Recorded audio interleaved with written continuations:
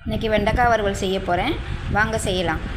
ஒரு கடாயில் 50 கிராம் வேர்க்கடலையை வறுத்து தனியாக எடுத்து வச்சுக்கலாம். பொரியலுக்கு நான் 1/2 கிலோ வெண்டைக்காய் தான் எடுத்திருக்கேன். வெறும் கடாயில் வெண்டைக்காயை கழுவி பொடிசாக அரிஞ்சு எண்ணெயெல்லாம் ஊற்ற வேண்டாம், வதக்கி வச்சுக்கலாம்.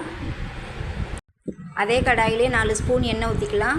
1 ஸ்பூன் கடுகு உளுந்தம்பருப்பு, 1 ஸ்பூன் உளுத்தம்பருப்பு, 1 ஸ்பூன் கடலைப்பருப்பு போட்டு வறுத்துக்கலாம்.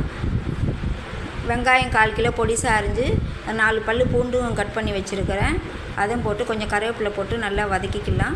1/4 டீஸ்பூன் மஞ்சத்தூள், 1/4 டீஸ்பூன் பெருங்காயத்தூள், 3 ஸ்பூன் தனி மிளகா, 3 ஸ்பூன் தனியாத்தூள், 3 ஸ்பூன் கரம் மசாலா, தேவையான உப்பு போட்டு வதக்கி வதக்கின வெண்டைக்காயை கொட்டி கலரி விடலாம். திருப்பி 2 ஸ்பூன் எண்ணெய் ஊற்றி நல்லா கலரி விடலாம்.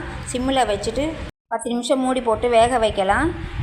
வறுத்த வேர்க்கடலையே பொடி பண்ணி கலரி விட்டு ஸ்டவ்வை ஆஃப் பண்ணிக்கலாம். மறக்காமல் ப்ளீஸ் ஒரு சப்ஸ்கிரைப் பண்ணிவிடுங்க.